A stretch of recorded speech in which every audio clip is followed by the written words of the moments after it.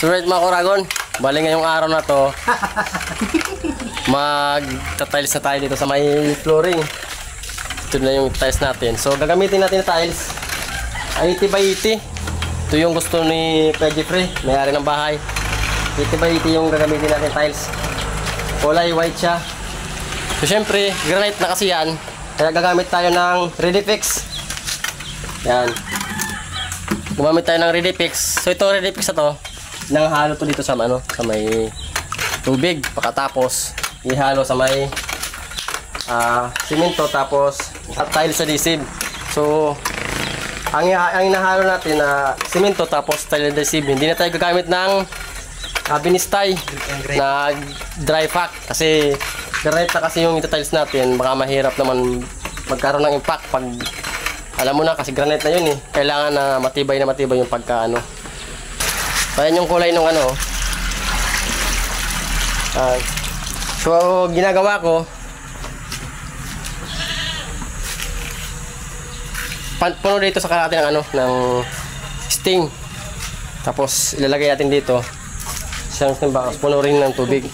Ibubuhos natin dyan para pantay yung nakabalance yung sa puno.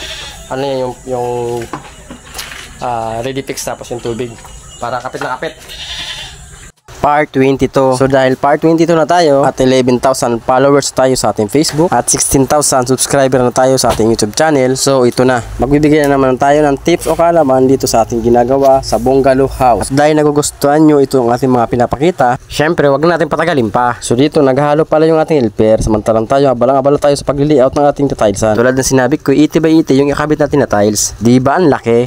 Ang galing! Ang galing! So nililiot na pala namin. Ang ginamit pala namin dito pang eskwela ay 40 by 40. So magkataka kayo kung bakit 40 by 40 yung ginamit natin at hindi 80 by 80. So kung mapapansin nyo kasi nakasinter yan sa may pintuan. Syempre 80 by 80 yung ikabit natin, kaya di yan magkakasya dito sa ating eskwela. Kasi kung makikita nyo, may nakatayong poste dyan para sa ating railing. So kaya ang ginamit natin ay 40 by 40. So bago pa natin yan nililiot, nililibil muna natin. So ang taas pa lang ating level at 3 cm. So baka magkataka naman kayo bakit 3 cm lang ang ating ginawang mortar. So dahil hindi na tayo gagamit ng dry pack, ang gagamitin lang natin ay adhesive at cement, kaya manipis lang yung ating i-layout. So pagkatapos nga natin i-layout in eskwela, so ito nilagay natin yung ikabit natin na 80 by 80 na tiles at sinusukatan na natin. So syempre ito palang ikakabit natin na tiles ay sobrang kinis, kaya maglagay tayo dyan ng tape o tinatawag na masking tape. So dito tayo magsusukat ng ating tatabasin kasi hindi kayang guhitan ng ating lapis, kaya naglagay tayo ng masking tape para doon tayo maguguhit para sa ating kakat dito sa may ating railing design. So bago pala natin nilagyan ng halo, syempre nililinis muna natin. Pagkatapos nilagyan natin ng tubig. Yung ginagamit pa natin na tubig ay hinaluan natin ng Redifix, kaya makikita nyo kulay white yung ating tubig.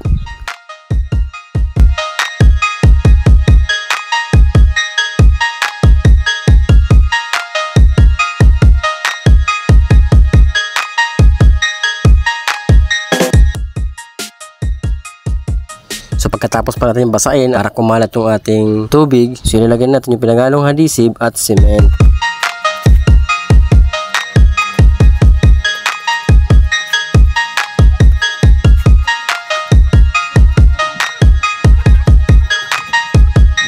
At pagkatapos, pag nakalat na natin yung ating halo at estimate na natin yung kapal, sunod natin gagawin, nilalagay natin yung tiles. Pero dalawa pala kami yung magkakabit kasi napakabigat. At syempre, magtataka kayo kung bakit 80 by 80 yung kinabit natin, hindi 40 by 40 o kaya 60 by 60 na lang. Syempre, trabador lang tayo at nag-suggest. So, sinadjust natin yung 40 by 40 at 60 by 60. So, syempre, mas gusto ng may-ari ay 80 by 80 yung kabit. Dahil gusto kasi ng may-ari, konti lang ang bikat. Kaya naman, nagustuhan niyang 80 by 80. Mas gusto nga niya 120 by 120. Kaya sabi ko naman, over yan kung 120 by 120. Kasi itong gagawin natin ay bungalow house, kaya isipan niya 80 by 80 na lang. O diba, arot? Kaya naman kabira-bira yun ang binili nila. Kaya naman sa nagtataka at sa mga nagtatanong, maliit lang yung ginagawa natin ng bungalow house, pero yung mga materials na ginagamit ay talagang napakamamahal. Syempre tayo, trabador lang tayo, may-ari pa rin nasusunod. Kaya may-ari yung nagsasabi na ganito ang bibilhin para lalong mas matibay. Kaya sa mga nagsasabi dyan na papalaki ang gastos ng may-ari, so nagkakamali kayo dahil sila rin may kagustuhan na ganyan ipagawa. Dahil sabi nila kahit bungalow house, quality at maganda ang kalalabasan ng ginagawa. Kaya naman sa mga followers natin dyan at sa mga basher natin dyan, abang-abang kayo sa pagkatapos ito dahil makikita nyo yung tsura ng ating ginawa dito kung gaano talaga kaganda yung ginagawa natin. Dahil makakasabi kayo, sabi nga, simple lang pero rock. Arot! Dahil yung pagkakadesign talagang napakaganda.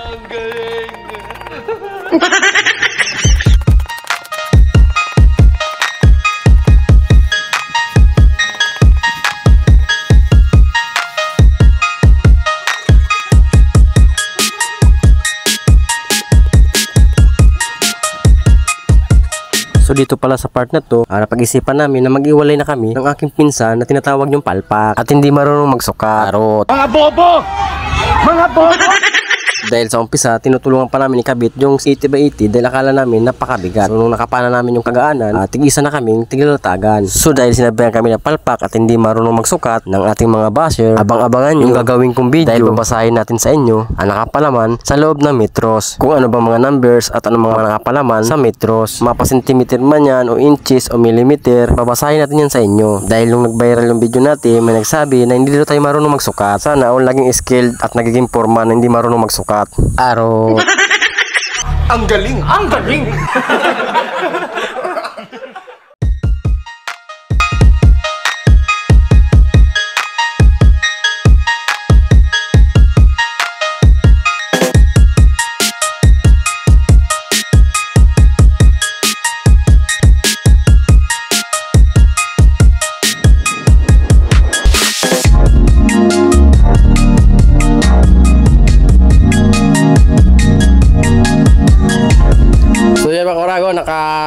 Ilang peraso na tayo, Che? Ha? Kailang peraso na? Bilangin mo nga. 3, 6, 9, 12, 15. 15. Oh, sorry, naka 15 na tayong pirasong 80 by 80. 80 by 80. Ito yung hindi marunong magsukat. Tingnan yung mga siro niya. Galing mo! Ay, ganda. Oo nga.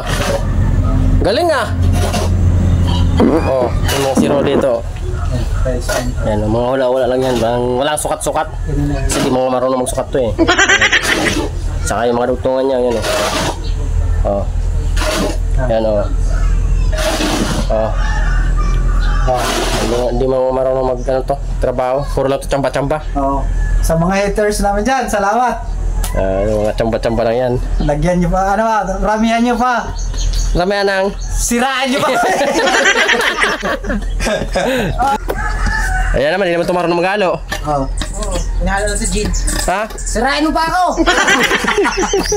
So dito mga Oragon, dito na pala natin pinahalo yung ating helper dahil sa wala na mapaghaluan dito sa loob. Dahil kung mapapansin nyo, puro na lang tayo si Rojo, puro tabasin yung ating gagawin dyan. Puro grinder dito, grinder doon. Kaya naman, dalawang grinder ang ginagamit natin dyan. Isa dun sa ating kasama at isa din sa atin. Para bang mas mabilis yung ating gawa. Dahil sabi nga, iba pa rin talaga pag may katulong at pag sama-sama. Mas mabilis pag marami, mas mabagal pag kaunti. Tama ba? Arot!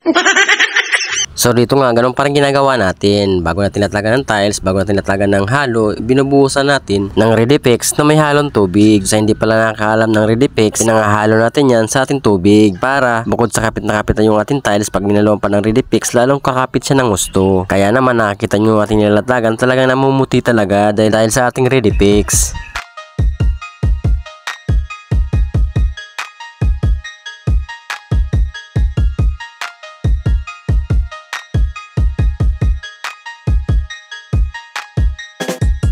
So ito na mga Oragon, natapusan ng ating ginawang tiles. Yan o. So naikabit na lahat. Nagwawalis na lang si Archie para palitan yung mga gilid.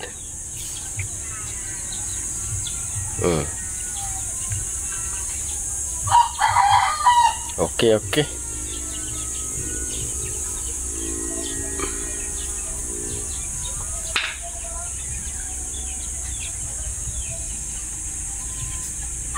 Pinantay mo lang ito, no? Pantay na lang, pantay. Yes, good. Good. Ayos. Okay. Ganda. 80 by 80. Tiles. Ganda.